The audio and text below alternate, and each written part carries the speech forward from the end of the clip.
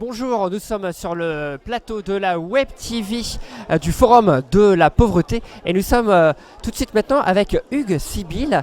Bonjour. Bonjour. Alors, que représente pour vous cette journée Forum de la pauvreté ? C'est un moment très important. Symboliquement, c'est une bonne chose. Ça se passe à l'ancienne bourse de Paris. Que la voix des pauvres s'exprime ici à la Bourse de Paris, c'est un symbole qui n'est pas négligeable.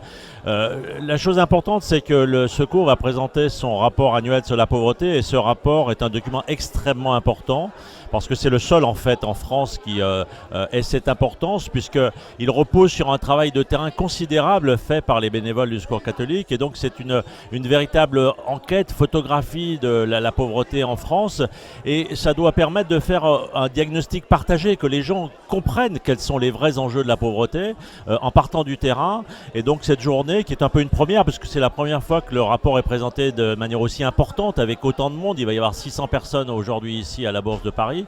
Donc c'est un moment très fort et pour le Secours catholique et pour partager en fait l'importance de cette question de la pauvreté. Alors la pauvreté, elle se définit par rapport à un critère économique, par rapport à un niveau de rémunération. Mais est-ce que la pauvreté est-elle uniquement économique ?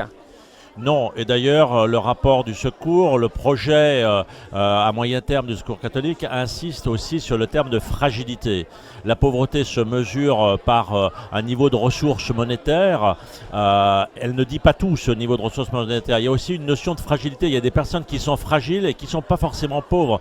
Une femme de 65 ans qui est seule, qui a un cancer, elle n'est pas forcément pauvre selon les critères de la pauvreté, mais elle est sûrement fragile.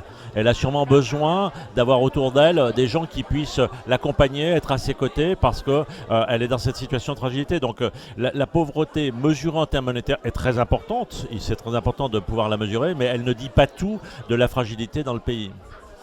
Et quelles mesures, quelles politiques, quelles actions peut-on mettre en place ? Est-ce qu'il faut un mix entre de l'action publique, la société civile et puis le tout à chacun, on va dire peut-être la fraternité au quotidien ?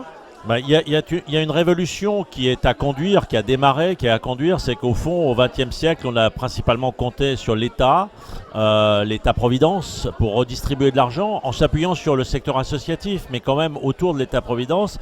Et aujourd'hui, au XXIe siècle, il faut passer à une nouvelle approche, une approche de co-construction dans laquelle la société civile, les citoyens sont beaucoup plus présents pour apporter les réponses, parce que l'État tout seul ne peut pas.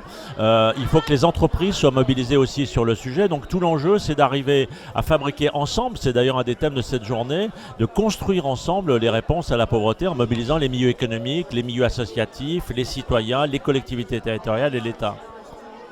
Merci, très bonne journée. Merci.